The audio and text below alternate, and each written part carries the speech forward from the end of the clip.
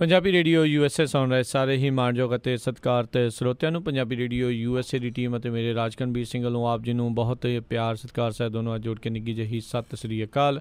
ਸੋ ਤਾਂ ਪ੍ਰੋਗਰਾਮ ਖਬਰ ਤੇ ਨਜ਼ਰ ਦੇ ਵਿੱਚ ਆਪ ਸਭ ਦਾ ਨਿੱਘਾ ਸਵਾਗਤ ਕਰਦੇ ਹਾਂ। ਪ੍ਰੋਗਰਾਮ ਖਬਰ ਤੇ ਨਜ਼ਰ ਦੇ ਵਿੱਚ ਆਪਣੇ ਨਾਲ ਇਸ ਟਾਈਮ ਜੁੜ ਚੁੱਕੇ ਨੇ ਮਿੰਟੂ ਗੁਰਸਰੀਆ ਜੀ ਮਲੋਟ ਸਟੂਡੀਓਜ਼ ਤੋਂ। ਮਿੰਟੂ ਜੀ ਨਿੱਘੀ ਜੀ ਆਇਆਂ ਨੂੰ ਪਿਆਰ ਭਰੀ ਸਤਿ ਸ੍ਰੀ ਅਕਾਲ ਜੀ। ਸ਼ੁਕਰੀਆ ਜੀ ਰਾਜਕਰਮਵੀਰ ਸਿੰਘ ਜੀ, ਸਾਰਿਆਂ ਨੂੰ ਸਤਿ ਸ਼੍ਰੀ ਅਕਾਲ ਜੀ। ਸਭ ਤੋਂ ਪਹਿਲਾਂ ਆਪਾਂ ਜੇ ਪ੍ਰੋਗਰਾਮ ਸ਼ੁਰੂ ਕਰੀਏ, ਪਰ ਉਸ ਤੋਂ ਪਹਿਲਾਂ ਅੱਜ ਮਿੰਟੂ ਗੁਰਸਰੀਆ ਜੀ ਦਾ ਜਨਮ ਦਿਨ ਆ। ਸੋ ਆਪ ਨੂੰ ਸਾਡੀ ਪੂਰੀ ਪੰਜਾਬੀ ਰੇਡੀਓ USA ਦੀ ਟੀਮ ਵੱਲੋਂ ਸਾਰੇ ਹੀ ਸਰੋਤਿਆਂ ਵੱਲੋਂ ਤੁਹਾਨੂੰ ਤੁਹਾਡੇ ਜਨਮ ਦਿਨ ਦੀਆਂ ਬਹੁਤ ਬਹੁਤ ਮੁਬਾਰਕਾਂ। ਰੱਬ ਤੁਹਾਨੂੰ ਚੜ੍ਹਦੀ ਕਲਾ 'ਚ ਰੱਖੇ, ਚੰਗੀ ਤੰਦਰੁਸਤੀ, ਲੰਮੀ ਉਮਰ ਪਰਮਾਤਮਾ ਤੁਹਾਨੂੰ ਬਖਸ਼ੇ। ਬਹੁਤ ਬਹੁਤ ਮੁਬਾਰਕਾਂ ਜੀ ਜਨਮ ਦਿਨ ਦੀਆਂ ਜੀ।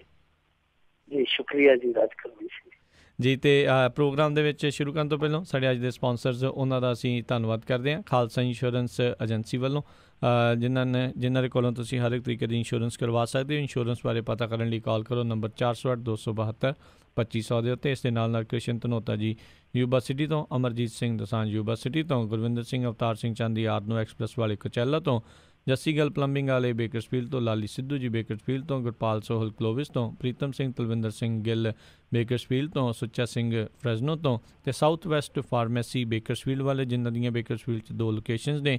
ਇਹਨਾਂ ਦੇ ਕੋਲੋਂ ਤੁਸੀਂ ਆਪਣੀਆਂ ਪ੍ਰਸਕ੍ਰਿਪਸ਼ਨ ਜਿਹੜੀਆਂ ਉਹ ਲੈ ਸਕਦੇ ਹੋ। ਹੋਰ ਜਾਣਕਾਰੀ ਲਈ ਇਹਨਾਂ ਨੂੰ ਕਾਲ ਕਰੋ 661-837-5700 ਦੇ ਉੱਤੇ। ਅਤੇ ਜੇਕਰ ਤੁਸੀਂ ਜਾਂ ਕੋਈ ਹੋਰ ਕਾਰੋਬਾਰ ਇਸ ਪ੍ਰੋਗਰਾਮ ਨੂੰ ਸਪੋਂਸਰ ਕਰਨਾ ਚਾਹੁੰਦੇ ਹੋ, ਸੰਪਰਕ ਕਰੋ ਨੰਬਰ 408-722-7698 ਦੇ ਉੱਤੇ। ਮਿੰਟੂ ਗੁਰਸਰੀਆ ਜੀ, ਗੱਲਬਾਤ ਦਾ ਸਿਲਸਿਲਾ ਸ਼ੁਰੂ ਕਰਦੇ ਹਾਂ। ਬਿਹਾਰ ਦੇ ਮੁੱਖ ਮੰਤਰੀ ਨਿਤਿਸ਼ ਕੁਮਾਰ ਦਾ ਅਸਤੀਫਾ ਭਾਜਪਾ ਫੜ ਸਕਦੀ ਹੈ ਬਾਂਹ, ਅਤੇ ਭਾਜਪਾ ਉਹ ਕਰ ਗਈ ਜਿਹੜੀ ਆ ਬੜੇ ਚਿਰ ਤੋਂ ਜਿਹੜਾ ਇੰਤਜ਼ਾਰ ਸੀ ਵੀ ਉੱਥੇ ਦਾ ਜਿਹੜਾ ਉਹਨਾਂ ਨੇ ਬੜਾ ਵੱਡਾ ਜਿਹੜਾ ਕੋਲੀਸ਼ਨ ਆ ਉਸ ਨੂੰ ਤੋੜ ਦਿੱਤਾ। ਬਿਲਕੁਲ ਰਾਜਕਰਮਵੀਰ ਸਿੰਘ ਜੀ, ਜਿੱਦਾਂ ਆਪਾਂ ਕਹਿੰਦੇ ਆਏ ਹਾਂ ਸ਼ੁਰੂ ਤੋਂ ਕਿ ਭਾਜਪਾ ਦਾ ਜਿਹੜਾ ਸੁਪਨਾ ਹੈ ਨਾ, ਇੱਕ ਛਤਰ ਰਾਜ ਹੋਵੇ ਪੂਰੇ ਭਾਰਤ ਤੇ ਜੀ, ਉਹ ਇਸ ਸੁਪਨੇ ਦੇ ਬਿਲਕੁਲ ਲਾਗੇ ਆ। ਜਦੋਂ ਰਾਸ਼ਟਰਪਤੀ ਚੋਣ ਲੜਨ ਜਾ ਰਹੇ ਸੀਗੇ, ਮੈਂ ਉਸ ਸਮੇਂ ਵੀ ਇਹ ਗੱਲ ਕਹੀ ਸੀਗੀ ਕਿ ਇੱਕ ਛਤਰ ਰਾਜ ਹੈ ਜਿਹੜਾ ਉਹ ਭਾਰਤੀ ਜਨਤਾ ਪਾਰਟੀ ਉਸ ਕਾਇਮ ਮੁਕਾਮੀ ਤੱਕ ਉਹ ਪਹੁੰਚ ਜਾਵੇਗੀ ਜਲਦੀ, ਕਿਉਂਕਿ ਇੱਥੇ ਵਿਰੋਧੀ ਧਿਰ ਹੈ ਜਿਹੜੀ ਉਹ ਬਿਲਕੁਲ ਤਾਰੋ ਪੀਡੋ ਹੋਈ ਪਈ ਆ, ਖੱਖੜੀਆਂ ਕਰੇਲੇ ਹੋਈ ਪਈ ਆ, ਬੇਦਮ ਆ। ਉਹਨਾਂ ਦੇ ਵਿੱਚ ਕੋਈ ਉਤਸ਼ਾਹ ਨਹੀਂ ਹੈ, ਸਿਰਫ ਤੇ ਸਿਰਫ ਇੱਕ ਖਾਣਾ ਪੂਰਤੀ ਹੈ। ਏਸੀ ਰੂਮਸ ਦੇ ਵਿੱਚ ਬੈਠੇ ਹੀ ਉਹ ਇਹ ਸੋਚ ਲੈਂਦੇ ਕਿ ਬਸ ਅਗਲੀ ਵਾਰੀ ਹੁਣ ਸਾਡੀ ਆਈ ਜਾਣੀ ਹੈ, ਐਤਕੀ ਨਰਿੰਦਰ ਮੋਦੀ ਨੇ ਚਲੇ ਹੀ ਜਾਣਾ। ਉਹ ਵਾਰੀ ਉਡੀਕਦੇ ਆ, ਹੋਰ ਕੁਛ ਨਹੀਂ ਕਰਦੇ ਪਏ। ਤਾਂ ਜਦੋਂ ਇਹੋ ਜਿਹੀ ਸੂਰਤ-ਹਾਲ ਹੋਵੇ ਕਿ ਕੋਈ ਇਸ ਤਰ੍ਹਾਂ ਦਾ ਵਿਰੋਧੀ ਧਿਰ ਦਾ ਆਗੂ, ਕੋਈ ਚਮਤਕਾਰੀ ਆਗੂ ਦਿਸੇ ਹੀ ਨਾ, ਵਿਰੋਧੀ ਧਿਰ ਹੈ ਜਿਹੜੀ ਉਹ ਆਪਸ ਦੇ ਵਿੱਚ ਇਸ ਤਰ੍ਹਾਂ ਦਾ ਖਰਵਾਪਣ ਰੱਖੇ ਇੱਕ ਦੂਜੇ ਪ੍ਰਤੀ, ਸੋ ਉਹ ਤੋਂ ਲੱਗ ਜਾਂਦਾ ਹੈ ਕਿ ਇਹ ਜਿਹੜਾ ਇਹਨਾਂ ਦਾ ਸੁਪਨਾ ਸੀਗਾ ਉਹ ਸਾਰਥਕ ਹੋਣ ਦੇ ਬਿਲਕੁਲ ਕਰੀਬ ਆ। ਜਿਸ ਤਰੀਕੇ ਨਾਲ ਅੱਜ ਇਹਨਾਂ ਨੇ ਮਹਾਗਠਜੋੜ ਤੋੜਿਆ ਭਾਰਤੀ ਜਨਤਾ ਪਾਰਟੀ ਨੇ, ਇਹ ਇੱਕ ਤਰ੍ਹਾਂ ਨਾਲ ਕਹਿ ਲਈਏ ਕਿ ਕਿਸੇ ਰਾਜ ਦੇ ਵਿੱਚ ਇਲੈਕਸ਼ਨ ਵਾਲੀ ਉਹ ਸਫਲਤਾ ਹੈ। ਬੇਸ਼ੱਕ ਇਹਨਾਂ ਨੂੰ ਬਿਹਾਰ ਦੇ ਵਿੱਚ ਸਫਲਤਾ ਨਹੀਂ ਮਿਲੀ, ਬਿਹਾਰੀਆਂ ਨੇ ਇਹਨਾਂ ਦਾ ਜੇਤੂ ਯੱਕਾ ਰੋਕ ਦਿੱਤਾ ਸੀਗਾ, ਪਰ ਇਹ ਇੱਕ ਤਾਂ ਜਿਹੜੀ ਪਰਦੇ ਦੇ ਪਿੱਛੇ ਵਾਲੀ ਖੇਡ ਆ ਉਹ ਇੱਕ ਜਿੱਤ ਹੀ ਮੰਨੀ ਜਾਵੇਗੀ ਕਿ ਇਸ ਮਹਾਗਠਜੋੜ ਦੀਆਂ ਉਹਨਾਂ ਨੇ ਚੂੜਾ ਲਾ ਕੇ ਰੱਖ ਦਿੱਤੀ। ਵੈਸੇ ਨਿਤਿਸ਼ ਕੁਮਾਰ ਇੰਨਾ ਜ਼ਿਆਦਾ ਫਸ ਗਿਆ ਸੀ ਕਿ ਉਹਦੇ ਕੋਲ ਹੋਰ ਕੋਈ ਚਾਰਾ ਨਹੀਂ ਸੀ, ਕਿਉਂਕਿ ਚਾਰਾ ਤੇ ਲਾਲੂ ਪ੍ਰਸਾਦ ਯਾਦਵ ਖਾ ਚੁੱਕਾ, ਉਹਦੇ ਕੋਲ ਹੋਰ ਕੋਈ ਚਾਰਾ ਸੀ। ਸੋ ਹੁਣ ਕਿਉਂਕਿ ਦੇਖੋ ਜਿਹੜਾ ਨਿਤਿਸ਼ ਕੁਮਾਰ ਸੀਗਾ, ਨਿਤਿਸ਼ ਕੁਮਾਰ ਕਿਸੇ ਸਮੇਂ ਇਹਨਾਂ ਦਾ ਹੀ ਸਾਥੀ ਰਿਹਾ ਸੀ। ਉਸ ਤੋਂ ਬਾਅਦ ਲਾਲੂ ਪ੍ਰਸਾਦ ਯਾਦਵ ਦੇ ਨਾਲ ਜਿਹੜੀ ਕੜਤਨ ਸੀਗੀ ਕਿਸੇ ਸਮੇਂ ਕਸ਼ੀਦਗੀ ਸੀ, ਉਹਨੂੰ ਦਰਕਿਨਾਰ ਕਰਕੇ ਇਕੱਠੇ ਹੋਏ, ਮਜਬੂਰੀ ਸੀ ਸਿਆਸਤ ਦੀ, ਚੱਲੇ। ਉਸ ਤੋਂ ਬਾਅਦ ਲਾਲੂ ਪ੍ਰਸਾਦ ਯਾਦਵ ਦੀ ਜਿਹੜੀ ਆਪਣੇ ਪਰਿਵਾਰ ਦੀ ਵਿਰਾਸਤ ਆ ਉਹੀ ਆੜੇ ਆ ਗਈ। ਵਿਰਾਸਤ ਕੀ ਆ ਕਿ ਅੱਗੇ ਤੇ ਲਾਲੂ ਪ੍ਰਸਾਦ ਯਾਦਵ ਇਕੱਲੇ ਨੂੰ ਸਾਂਭਣ ਆਉਂਦੇ ਸੀ, ਹੁਣ ਸਾਂਭਣ ਜਿਹੜੇ ਆਉਂਦੇ ਆ ਉਹ ਜਿਵੇਂ ਪਹਿਲਾਂ ਵਿਆਹ ਦੇ ਕਾਰਡ ਆਉਂਦੇ ਹੁੰਦੇ ਸੀ ਕਿ ਸਾਡੇ ਪਿੰਡਾਂ 'ਚ ਤੇ ਥੱਲੇ ਲਿਖਿਆ ਹੁੰਦਾ ਸੀ ਸਮੂਹ ਪਰਿਵਾਰ ਨੂੰ ਸੱਦਾ, ਉਹ ਸਾਂਭਣ ਵੀ ਹੁਣ ਸਮੂਹ ਪਰਿਵਾਰ ਨੂੰ ਆਉਣ ਲੱਗ ਪਏ ਆ ਕਿ ਤੁਹਾਨੂੰ ਫਲਾਣੀ ਥਾਂ ਤੇ ਸਮੂਹ ਪਰਿਵਾਰ ਨੂੰ ਸੱਦਿਆ। ਲਾਲੂ ਪ੍ਰਸਾਦ ਯਾਦਵ ਦੀ ਇਹ ਜਿਹੜੀ ਐਤਕੀ ਦੀ ਸਾਰੀ ਕਾਰਗੁਜ਼ਾਰੀ ਸੀ, ਘਪਲੇਬਾਜ਼ ਵਾਲੀ ਜੋ CBI ਨੇ ਕੀਤਾ, ਇਨਕਮ ਟੈਕਸ ਵਿਭਾਗ ਨੇ ਕੀਤਾ, ED ਨੇ ਕੀਤਾ, ਇਹ ਸਾਰੀ ਕਾਰਗੁਜ਼ਾਰੀ ਜਿਹੜੀ ਸੀ ਉਹ ਨਿਤਿਸ਼ ਕੁਮਾਰ ਨੂੰ ਬੁਰੀ ਤਰ੍ਹਾਂ ਫਸਾ ਰਹੀ ਸੀ। ਇਹ ਸਿਰਫ ਤੇ ਸਿਰਫ ਕਹਿ ਸਕਦੇ ਹਾਂ ਕਿ ਭਾਰਤੀ ਜਨਤਾ ਪਾਰਟੀ ਦੀ ਸੋਚੀ ਸਮਝੀ ਚਾਲ ਵੀ ਹੋ ਸਕਦੀ ਹੈ ਜੀ, ਕਿਉਂਕਿ ਦੇਖੋ ਜਿਹੜਾ ਸੁਸ਼ੀਲ ਮੋਦੀ ਸੀਗਾ ਉਹਨੇ ਜਿਸ ਤਰੀਕੇ ਦੇ ਨਾਲ ਕਾਗਜ਼ ਕੱਟ ਕੇ ਲਿਆਂਦੇ, ਜਿਸ ਤਰੀਕੇ ਦੇ ਨਾਲ ਉਹਨੇ ਖੁਲਾਸੇ ਕੀਤੇ, ਉਸ ਤੋਂ ਬਾਅਦ ਜਿਸ ਤਰੀਕੇ ਨਾਲ ਛਾਪੇਮਾਰੀ ਹੁੰਦੀ ਸੀ, ਜਿਹੜੀ ਜਗ੍ਹਾ ਉਹ ਕਰਦਾ ਸੀਗਾ ਕਿ ਇੱਥੇ ਘਪਲਾ ਹੋਇਆ, ਉਸੇ ਜਗ੍ਹਾ ਤੇ ਅਗਲੇ ਦਿਨ ਰੇਡ ਵੱਜ ਜਾਂਦੀ ਸੀ। ਇਸ ਤਰ੍ਹਾਂ ਲੱਗਦਾ ਸੀ ਜਿਵੇਂ ਪੁਲਿਸ ਨੇ ਕੋਈ ਮੁਖਬਰ ਛੱਡਿਆ ਹੁੰਦਾ ਕਿ ਇੱਧਰ ਹੱਥ ਕਰ ਦਿੰਦਾ, ਉੱਧਰ ਤਲਾਸ਼ੀ, ਇੱਧਰ ਹੱਥ ਕਰ ਦਿੰਦਾ, ਉੱਧਰ ਤਲਾਸ਼ੀ। FIR ਜਦੋਂ ਦਰਜ ਹੋ ਗਈ, ਨੀਤੀਸ਼ ਕੁਮਾਰ ਇਸ ਕਰਕੇ ਬੁਰਾ ਫਸਿਆ ਕਿਉਂਕਿ ਇਹੀ ਮਾਮਲੇ ਨੀਤੀਸ਼ ਕੁਮਾਰ ਨੇ ਲਾਲੂ ਪ੍ਰਸਾਦ ਯਾਦਵ ਖਿਲਾਫ 2007 ਚ ਆਪ ਚੁੱਕੇ ਸਨ। ਖਾਸ ਤੌਰ ਤੇ ਜਿਹੜਾ ਅਖੀਰਲਾ ਪ੍ਰਾਪਰਟੀ ਵਾਲਾ ਰੌਲਾ ਪਿਆ ਜਿਹਦੇ ਚ ਤੇਜਸਵੀ ਯਾਦਵ ਫਸਿਆ, ਇਹ ਨੀਤੀਸ਼ ਕੁਮਾਰ ਨੇ ਪ੍ਰੈਸ ਕਾਨਫਰੰਸ ਜਾਰੀ ਕਰਕੇ ਇੱਕ ਵਾਰੀ ਖੁਦ ਆਪ ਮੁੱਦਾ ਚੁੱਕਿਆ ਸੀ। ਹੁਣ ਇਸ ਗੱਲ ਤੋਂ ਪਲਟ ਵੀ ਨਹੀਂ ਸੀ ਸਕਦੇ। ਤੇ ਫਿਰ ਦੂਜਾ ਇਹ ਕਿ ਤੁਸੀਂ ਤਾਂ ਭਾਈ ਮਰਿਆਦਾ ਪੁਰਸ਼ੋਤਮ ਹੋ ਤੇ ਹੁਣ ਤੁਸੀਂ ਆਪਣੀ ਮਰਿਆਦਾ ਨਿਭਾਓ, ਆਪਣੀ ਮਰਿਆਦਾ ਨਿਭਾਓ। ਤੁਸੀਂ ਕਹਿੰਦੇ ਹੋ ਕਿ ਅਸੀਂ ਮਾੜੇ ਬੰਦੇ ਦਾ ਸਾਥ ਨਹੀਂ ਕਰਦੇ, ਕਰਪਟ ਬੰਦੇ ਦੇ ਨਾਲ ਨਹੀਂ ਤੁਰਦੇ। ਨੀਤੀਸ਼ ਕੁਮਾਰ ਦੇ ਅੱਗੇ ਇਹ ਸਵਾਲ ਖੜਾ ਕਰ ਦਿੱਤਾ ਗਿਆ। ਨਾਲ ਹੀ ਇਹ ਰਸਤਾ ਰੱਖ ਦਿੱਤਾ ਗਿਆ ਕਿ ਅਸੀਂ ਬਾਹਰੋਂ ਤੁਹਾਨੂੰ ਸਮਰਥਨ ਵੀ ਕਰ ਦੇਵਾਂਗੇ। ਵੈਸੇ ਇਹ ਸਾਰੀ ਸਕ੍ਰਿਪਟ ਪਹਿਲਾਂ ਲਿਖੀ ਜਾ ਚੁੱਕੀ ਸੀ। ਜਿਸ ਤਰੀਕੇ ਦੇ ਨਾਲ ਸੋਨੀਆ ਗਾਂਧੀ ਦੇ ਘਰ ਡਿਨਰ ਛੱਡ ਕੇ ਨਰਿੰਦਰ ਮੋਦੀ ਦੇ ਘਰ ਡਿਨਰ ਕਰਨ ਗਏ ਸੀਗੇ ਆਪਣੇ ਨੀਤੀਸ਼ ਕੁਮਾਰ, ਉਦੋਂ ਹੀ ਪਤਾ ਲੱਗ ਗਿਆ ਸੀਗਾ ਕਿ ਦਾਲ ਦੇ ਵਿੱਚ ਹੁਣ ਬਹੁਤ ਕੁਝ ਕਾਲਾਪਣ ਆ ਗਿਆ। ਫਿਰ ਉਸ ਤੋਂ ਬਾਅਦ ਕੇਰਲ ਦੇ ਵਿੱਚ ਜਦੋਂ ਦੀਨ ਦਿਆਲ ਉਪਾਧਿਆਏ ਇੱਕ ਕਮੇਟੀ ਬਣਾਈ ਉਸ ਦਿਹਾੜੇ ਨੂੰ ਮਨਾਉਣ ਲਈ, ਤਾਂ ਉਸ ਕਮੇਟੀ ਦੇ ਵਿੱਚ ਜਦੋਂ ਪਾਇਆ ਗਿਆ ਨੀਤੀਸ਼ ਕੁਮਾਰ ਨੂੰ, ਇਸ ਮਹਾਗਠਜੋੜ ਦੇ ਮਹਾਨੇਤਾਵਾਂ ਨੂੰ ਉਦੋਂ ਵੀ ਸਮਝਾਉਣਾ ਚਾਹੀਦਾ ਸੀ ਕਿ ਨੀਤੀਸ਼ ਕੁਮਾਰ ਕਿਸੇ ਹੋਰ ਬੇੜੀ ਦਾ ਸਵਾਰ ਹੋ ਸਕਦਾ। ਲਾਲੂ ਪ੍ਰਸਾਦ ਯਾਦਵ ਇਸ ਗੱਲ ਤੇ ਅੜਿਆ ਰਿਹਾ। ਉਹਨੇ ਆਖਿਆ ਕਿ ਮੈਂ ਆਪਣੇ ਪੁੱਤਰ ਦਾ ਅਸਤੀਫਾ ਨਹੀਂ ਦੇਣਾ। ਅੱਜ ਵੀ ਉਹਨਾਂ ਨੇ ਇਹ ਪਹਿਲਾਂ ਬਿਆਨ ਜਾਰੀ ਕੀਤਾ ਕਿ ਅਸੀਂ ਅਸਤੀਫਾ ਨਹੀਂ ਦੇਣਾ। ਉਸ ਤੋਂ ਬਾਅਦ ਹੀ ਨੀਤੀਸ਼ ਕੁਮਾਰ ਦਾ ਅਸਤੀਫਾ ਆਇਆ।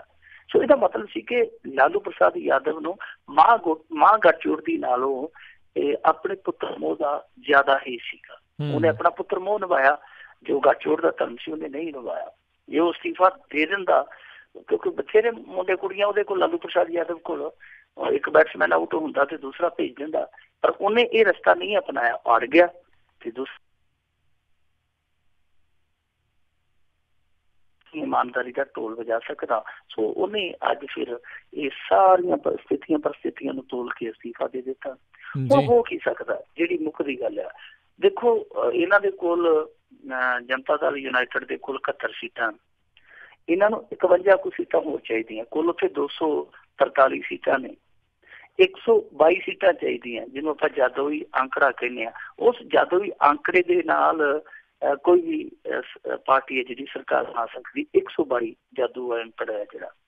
ਹੁਣ ਉਹਦੇ ਵਿੱਚ ਦੇਖੋ ਇਹਨਾਂ ਕੋਲ 71 ਆ, ਭਾਰਤੀ ਜਨਤਾ ਪਾਰਟੀ ਕੋਲ 53, ਮਤਲਬ ਕਿ ਗੱਲ ਬਣ ਸਕਦੀ ਹੈ। ਔਰ ਇਹ ਤੋਂ ਇਲਾਵਾ 2 ਲੋਕ ਜਨਸ਼ਕਤੀ ਪਾਰਟੀ ਕੋਲ ਵੀ ਸੀਟਾਂ ਨੇ ਜਿਹੜੀਆਂ ਭਾਰਤੀ ਜਨਤਾ ਪਾਰਟੀ ਦੇ ਹਮਾਇਤੀ ਆ।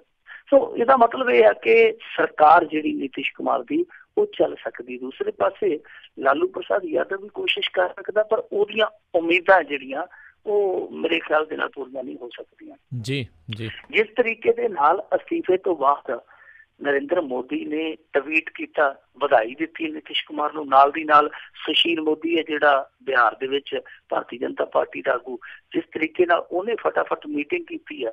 ਸਾਰੀਆਂ ਤਿਆਰੀਆਂ ਜਿਹੜੀਆਂ ਮੇਰੇ ਖਿਆਲ ਦੇ ਨਾਲ ਹੋ ਚੁੱਕੀਆਂ। ਆਉਣ ਵਾਲੇ ਦਿਨਾਂ 'ਚ ਭਾਰਤੀ ਜਨਤਾ ਪਾਰਟੀ ਹੈ ਜਿਹੜੀ ਨੀਤੀਸ਼ ਕੁਮਾਰ ਨੂੰ ਦੁਬਾਰਾ ਗੱਦੀ ਤੇ ਬਿਠਾ ਸਕਦੀ ਹੈ। ਪਰ ਜੋ ਝਟਕਾ ਨੀਤੀਸ਼ ਕੁਮਾਰ ਦੇ ਅਸਤੀਫੇ ਨਾਲ ਬਿਹਾਰ ਦੀ ਰਾਜਨੀਤੀ ਨੂੰ ਪੁੱਜਾ, ਮੇਰੇ ਖਿਆਲ ਦੇ ਨਾਲ ਬਿਹਾਰ ਤੱਕ ਹੀ ਸੀਮਿਤ ਨਹੀਂ ਰਹੇਗਾ। ਰਾਜ ਕਰਨਵੀਰ ਸਿੰਘ ਜੀ, ਪੂਰੇ ਕੌਮੀ ਮੁਹਾਜ਼ ਤੇ, ਸਿਆਸੀ ਕੌਮੀ ਮੁਹਾਜ਼ ਤੇ ਉਹਦਾ ਅਸਰ ਵੇਖਣ ਨੂੰ ਮਿਲੇਗਾ। ਤੇ ਮੈਂ ਤੇ ਸਮਝਦਾ ਕਿ 2019 ਦੇ ਵਿੱਚ ਜੋ ਇਹ ਕੋਸ਼ਿਸ਼ ਕਰਦੇ ਪਏ ਸਨ ਕਾਮਰੇਡ, ਕਾਂਗਰਸੀ, ਜਨਤਾ ਦਲ ਯੂਨਾਈਟਿਡ ਵਾਲੇ, ਰਾਸ਼ਟਰੀ ਜਨਤਾ ਦਲ ਵਾਲੇ, ਇਹ ਸਾਰੇ ਰਲ ਕੇ ਜਿਹੜੀ ਕੋਸ਼ਿਸ਼ ਕਰਦੇ ਪਏ ਸਨ ਕਿ ਇਹਨਾਂ ਨੂੰ ਕਿਸੇ ਤਰੀਕੇ ਨਾਲ ਰੋਕੀਏ, ਤਾਂ ਮੇਰੇ ਖਿਆਲ ਦੇ ਨਾਲ ਨਰਿੰਦਰ ਮੋਦੀ ਦੇ ਉਸ ਰੱਥ ਨੂੰ ਰੋਕਣਾ ਹਾਲ ਦੀ ਘੜੀ ਇਹਨਾਂ ਦੇ ਵੱਸ ਦੀ ਗੱਲ ਨਜ਼ਰ ਨਹੀਂ ਆਉਂਦੀ। ਆਉਣ ਵਾਲੇ ਦਿਨਾਂ 'ਚ ਕੋਈ ਚਮਤਕਾਰ ਹੋ ਜਾਵੇ ਤੇ ਕੁਛ ਕਿਹਾ ਨਹੀਂ ਜਾ ਸਕਦਾ। ਪਰ ਜੋ ਅੱਜ ਇਹ ਚਮਤਕਾਰ ਹੋਇਆ ਅਸਤੀਫੇ ਵਾਲਾ, ਉਹਦੇ ਪਿੱਛੇ ਇੱਕ ਕਹਾਣੀ ਇਹ ਵੀ ਸਾਹਮਣੇ ਆ ਰਹੀ ਹੈ ਕਿ ਨੀਤੀਸ਼ ਕੁਮਾਰ ਦਾ ਇੱਕ ਪੁਰਾਣਾ ਕਤਲ ਕੇਸ ਸੀਗਾ, ਸ਼ਾਇਦ ਉਹਦੀਆਂ ਵੀ ਤਾਰਾਂ ਹਲਾਈਆਂ ਹੋ ਸਕਦੀਆਂ। ਜੀ ਬਿਲਕੁਲ। ਅਗਲੀ ਆਪਾਂ ਜੇ ਗੱਲ ਕਰੀਏ ਵੀ ਮੋਦੀ ਸਰਕਾਰ ਦੇ ਉੱਤੇ ਲੱਗੇ ਦੋਸ਼ ਵਾਤਾਵਰਣ ਫੰਡ ਦਾ ਪੈਸਾ ਹੋਰ ਪਾਸੇ ਵਰਤਣ ਲੱਗੇ ਆ। ਦੇਖੋ ਰਾਜ ਕਰਨਵੀਰ ਸਿੰਘ ਜੀ, ਜਦੋਂ 2010 ਦੇ ਵਿੱਚ ਮਨਮੋਹਨ ਸਿੰਘ ਸਰਕਾਰ ਸੀਗੀ ਤਾਂ ਉਹਨਾਂ ਨੇ ਉਸ ਵੇਲੇ ਇੱਕ ਸੈਸ ਲਾਇਆ ਸੀਗਾ ਜਿਹਦਾ ਨਾਂ ਸੀਗਾ ਕਲੀਨ ਐਨਰਜੀ ਸੈਸ। ਉਹ ਸੈਸ ਜਿਹੜਾ ਸੀਗਾ ਉਹ ਲਾਇਆ ਗਿਆ ਸੀਗਾ ਕੋਲੇ ਤੇ, ਯਾਨੀ ਕਿ ਜਿਹੜਾ ਕੋਲਾ ਤਿਆਰ ਹੋ ਜਾਂਦਾ, ਜਿਹੜਾ 1 ਟਨ ਕੋਲਾ ਤਿਆਰ ਹੋ ਜਾਂਦਾ, ਉਹਦੇ ਤੇ ਉਹ ਸੈਸ ਸੀਗਾ 50 ਰੁਪਏ, ਜਿਹਨੂੰ ਵਾਤਾਵਰਨ ਲਈ ਉਪਯੋਗ ਕਰਨਾ ਸੀਗਾ, ਵਰਤਣਾ ਸੀ। ਫਿਰ ਉਸ ਤੋਂ ਬਾਅਦ ਸਰਕਾਰ ਬਦਲ ਗਈ, ਸਰਕਾਰ ਨਰਿੰਦਰ ਮੋਦੀ ਸਾਹਿਬ ਦੀ ਆ ਗਈ। ਇਸ ਪ੍ਰਧਾਨ ਸੇਵਕ ਨੇ ਕੀ ਕੀਤਾ ਕਿ ਉਹ ਜਿਹੜਾ ਸੈਸ ਸੀਗਾ 50 ਰੁਪਏ, ਉਹ ਪਹਿਲੇ ਸਾਲ ਵਧਾ ਕੇ 100 ਰੁਪਇਆ ਕਰ ਦਿੱਤਾ। ਅਗਲੇ ਸਾਲ ਉਸੇ ਸੈਸ ਨੂੰ ਵਧਾ ਕੇ ਦੁੱਗਣਾ ਭਾਵ 200 ਰੁਪਇਆ ਕਰ ਦਿੱਤਾ ਗਿਆ। ਤੀਜੇ ਸਾਲ ਉਹੀ ਸੈਸ ਸੀਗਾ ਜਿਹੜਾ ਉਹਨੂੰ ਹੋਰ ਦੁੱਗਣਾ ਵਧਾ ਕੇ 400 ਰੁਪਇਆ ਕਰ ਦਿੱਤਾ ਗਿਆ। ਸੋ ਬਹੁਤ ਮੋਟੀ ਰਕਮ ਜਿਹੜੀ ਸੀਗੀ ਉਹ ਸੈਸ ਦੇ ਰੂਪ ਵਿੱਚ ਵਸੂਲੀ ਜਾਣ ਲੱਗ ਪਈ। ਇਸ ਕੋਸ਼ਿਸ਼ ਦੀ ਵੈਸੇ ਪ੍ਰਸ਼ੰਸਾ ਜਿਹੜੀ ਕੌਮਾਂਤਰੀ ਪੱਧਰ ਤੇ ਵੀ ਹੋਈ। ਜਦੋਂ ਪੈਰਿਸ ਦੇ ਵਿੱਚ ਕਲਾਈਮੇਟ ਮੀਟ ਹੋਇਆ ਤਾਂ ਉਸ ਸਮੇਂ ਉੱਥੇ ਬਕਾਇਦਾ ਇਸ ਸੈਸ ਦੀ ਚਰਚਾ ਕੀਤੀ ਗਈ ਸੀ ਦੂਜੇ ਮੁਲਕਾਂ ਵੱਲੋਂ ਕਿ ਭਾਰਤ ਇਸ ਪਾਸੇ ਬਹੁਤ ਸ਼ਿੱਦਤ ਦੇ ਨਾਲ ਕੰਮ ਕਰਦਾ ਪਿਆ। ਤੇ ਦੇਖੋ ਉਹਨਾਂ ਨੇ ਕੋਲੇ ਤੇ ਸੈਸ ਲਾਇਆ ਹੋਇਆ ਔਰ ਉਹ ਸੈਸ ਹੈ ਜਿਹੜਾ ਜਮ੍ਹਾਂ ਕਰਕੇ ਉਹ ਵਾਤਾਵਰਨ ਦੇ ਸਾਫ਼ ਕੋਈ ਲਈ ਯਤਨਸ਼ੀਲ ਹੋਣਗੇ। ਸੋ ਸਾਰਾ ਕੁਛ ਹੋ ਗਿਆ। ਬਾਅਦ ਦੇ ਵਿੱਚ ਜੁੜਦਾ ਉਹ ਰੁਪਈਆ ਜੁੜ ਗਿਆ 56,740 ਕਰੋੜ ਰੁਪਈਆ ਉਸ ਸੈਸ ਦਾ। 56,000 ਜਿਹੜਾ 740 ਕਰੋੜ ਰੁਪਈਆ ਸੀਗਾ, ਹੁਣ ਉਹਨੂੰ ਖਰਚ ਤੇ ਕਰਨਾ ਚਾਹੀਦਾ ਸੀ ਕਲੀਨ ਐਨਰਜੀ ਤੇ ਜਾਂ ਵਾਤਾਵਰਨ ਤੇ, ਕਿਉਂਕਿ ਵਾਤਾਵਰਨ ਦੀ ਸ਼ੁੱਧਤਾ ਲਈ ਉਹ ਸੈਸ ਲੱਗਾ ਸੀਗਾ। ਪਰ ਐਸਾ ਹੋ ਨਹੀਂ ਸਕਿਆ। ਹੁਣ ਜੋ ਗੱਲ ਸਾਹਮਣੇ ਆਉਂਦੀ ਪਈ ਹੈ ਉਹ ਗੱਲ ਹੈਰਾਨ ਕਰਦੀ ਹੈ ਕਿ ਇਹ ਜਿਹੜਾ ਪੈਸਾ ਸੀਗਾ ਜੋ ਵਾਤਾਵਰਨ ਤੇ ਲੱਗਣਾ ਸੀ, ਐਨਰਜੀ ਨੂੰ ਕਲੀਨ ਕਰਨ ਤੇ ਲੱਗਣਾ ਸੀਗਾ, ਉਹ ਉਸ ਪਾਸੇ ਲੱਗਣ ਦੀ ਥਾਂ ਤੇ ਸ਼ਿਕਾਰ ਹੋ ਗਿਆ। ਹੁਣ ਸ਼ਿਕਾਰ ਕਿਹਦਾ ਹੋਇਆ? ਇਸ ਮੁਲਕ ਦੇ ਵਿੱਚ ਸਭ ਤੋਂ ਵੱਡਾ ਸ਼ਿਕਾਰ ਜਿਹੜਾ GST ਨੇ ਕੀਤਾ ਪਹਿਲਾ, ਉਹ ਸ਼ਿਕਾਰ ਹੋਇਆ ਇਹ ਪੈਸਾ ਕਿਸ ਤਰ੍ਹਾਂ ਹੋਇਆ? ਦੇਖੋ, ਇਹਨਾਂ ਨੇ ਜਦੋਂ GST ਲਾਗੂ ਕੀਤੀ ਸੀ, ਇਹਨਾਂ ਨੇ ਇਹ ਫਾਰਮੂਲਾ ਰੱਖਿਆ ਸੀਗਾ ਕਿ ਜੇ ਕਿਸੇ ਰਾਜ ਦਾ ਰੈਵਨਿਊ ਘਟਦਾ, ਲਾਸ ਹੁੰਦਾ, ਤਾਂ ਅਸੀਂ ਉਹਦੀ ਭਰਪਾਈ ਕਰਾਂਗੇ। ਹੁਣ ਸੁਣਨ ਦੇ ਵਿੱਚ ਇਹ ਆ ਰਿਹਾ ਕਿ ਜਿਹੜਾ ਇਹ ਪੈਸਾ ਰੱਖਿਆ ਸੀਗਾ, ਜੋ ਰੈਵਨਿਊ ਲਾਸ ਹੋ ਰਿਹਾ ਕੁਛ ਰਾਜਾਂ ਦਾ, ਇਹ ਪੈਸਾ ਉਧਰ ਡਾਈਵਰਟ ਕਰ ਦਿੱਤਾ ਗਿਆ।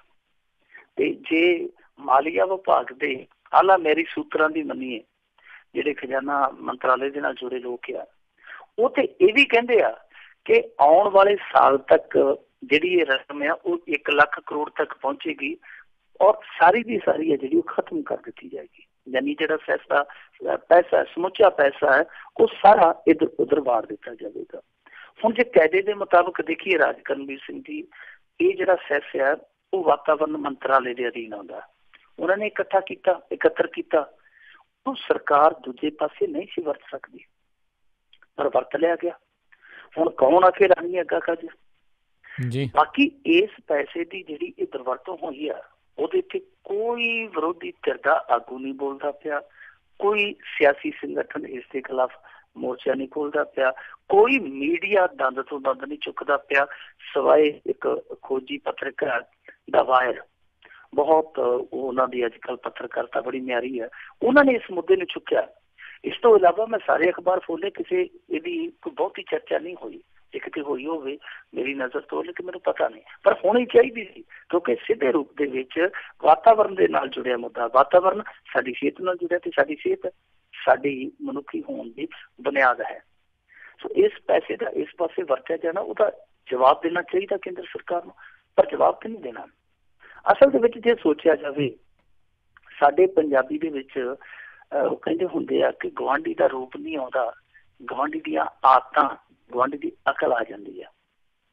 ਨਰਿੰਦਰ ਮੋਦੀ ਸਾਹਿਬ ਹਰਿਆਣੇ 'ਚ ਵੀ ਕੰਮ ਕਰਕੇ ਗਏ ਆ, ਹਿਮਾਚਲ 'ਚ ਵੀ ਕੰਮ ਕਰਕੇ ਗਏ, ਜਿਹੜੇ ਦੋਵੇਂ ਰਾਜ ਸਾਡੇ ਗੁਆਂਢੀ ਆ ਜੀ। ਤੇ ਮੈਨੂੰ ਲੱਗਦਾ ਕਿ ਉਹਨਾਂ ਨੇ ਇਹ ਮੱਤ ਹੈ ਜਿਹੜੀ ਪੈਸੇ ਇੱਧਰੋਂ ਚੱਕ ਕੇ ਉੱਧਰ ਲਾਉਣ ਵਾਲੇ, ਉਹ ਲੈ ਲਈ ਸਰਦਾਰ ਪ੍ਰਕਾਸ਼ ਸਿੰਘ ਬਾਦਲ ਤੋਂ, ਕਿਉਂਕਿ ਬਾਦਲ ਸਾਹਿਬ ਐਂ ਕਰਦੇ ਰਹੇ ਆ ਨਾ, ਵਜ਼ੀਫਿਆਂ ਦਾ ਪੈਸਾ ਸੰਗਤ ਦਰਸ਼ਨ 'ਚ, ਜਿਹੜਾ ਪੈਸਾ ਸੀਵਰੇਜ ਲਈ ਆਇਆ ਉਹ ਚੱਕ ਕੇ ਲੰਬੀ 'ਚ ਬੈਂਚ ਲਾਉਣ ਲਈ ਭੇਜ ਦਿੱਤਾ, ਫਲਾਣਾ ਪੈਸਾ ਉਹ ਉੱਧਰ ਦੇ ਦਿੱਤਾ, ਫਲਾਣਾ ਪੈਸਾ ਉੱਧਰ ਦੇ ਦਿੱਤਾ। ਤੇ ਮੇਰੇ ਖਿਆਲ ਦੇ ਨਾਲ ਜੋ ਸਿਧਾਂਤ ਪ੍ਰਕਾਸ਼ ਸਿੰਘ ਬਾਦਲ ਬਣਾ ਕੇ ਤੁਰਦੇ ਆ ਸਿਆਸਤ ਦਾ, ਤਾਂ ਮੇਰੇ ਖਿਆਲ ਦੇ ਨਾਲ ਉਹ ਕਿਤੇ ਨਾ ਕਿਤੇ ਸੰਗਤ ਦੀ ਰੰਗਤ ਆ ਕਿ ਨਰਿੰਦਰ ਮੋਦੀ ਸਾਹਿਬ ਵੀ ਉਸੇ ਸਿਧਾਂਤ ਤੇ ਚੱਲ ਰਿਹਾ।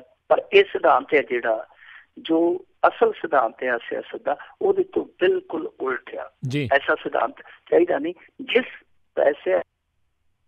ਪੈਸਾ ਇਕੱਤਰ ਕੀਤਾ ਗਿਆ, ਜਿਸ ਕੰਮ ਲਈ ਇਹ ਸੈਸ ਲਾਇਆ ਗਿਆ ਸੀ, ਉਸੇ ਲਈ ਵਰਤਿਆ ਜਾਣਾ ਚਾਹੀਦਾ ਸੀ। ਕਿਉਂਕਿ ਇਹ ਦੋਹਰਾ ਧੋਖਾ ਦੇਸ਼ ਦੇ ਨਾਲ। ਇੱਕ ਤਾਂ ਇਹ ਆ ਕਿ ਤੁਸੀਂ ਕਹਿ ਕੇ ਕਿਸੇ ਚੀਜ਼ ਲਈ ਸੈਸ ਇਕੱਤਰ ਕਰਦੇ ਵਰਤਦੇ ਕਿਤੇ ਹੋ, ਇੱਕ ਤੇ ਇਹ ਦੂਸਰਾ ਧੋਖਾ ਸੰਵਿਧਾਨ ਦੇ ਨਾਲ ਆ, ਜੋ ਵਿਧੀ ਵਿਧਾਨ ਆ ਤੁਸੀਂ ਉਹਦੇ ਨਾਲ ਵੀ ਧੋਖਾ ਕਰਦੇ ਹੋ। ਦੋ ਧੋਖੇ ਚੰਗੀ ਗੱਲ ਨਹੀਂ। ਜੀ ਜੀ ਜੀ। ਅਗਲੀ ਆਪਾਂ ਗੱਲ ਕਰੀਏ ਵੀ ਮੋਹਾਲੀ ਬੈਂਕ ਦੇ ਵਿੱਚ ਇਕੱਲਿਆਂ ਹੀ ਲੁੱਟ ਕਰਨ ਵਾਲਾ ਲੁਟੇਰਾ ਕਾਬੂ। ਦੇਖੋ ਮੇਰੇ ਖਿਆਲ ਦੇ ਨਾਲ ਇਹ ਤੇ ਚਰਚਾ ਜਿਹੜੀ ਉਹ ਵੱਡੇ ਤੋਂ ਵੱਡੇ ਲੀਡਰ ਦੀ ਵੀ ਹੋਈ ਹੋਣੀ ਇਹਨਾਂ 2 ਦਿਨਾਂ 'ਚ, ਜਿੰਨੀ ਇਸ ਲੁਟੇਰੇ ਬਾਬੂ ਦੀ ਹੋਈ ਆ।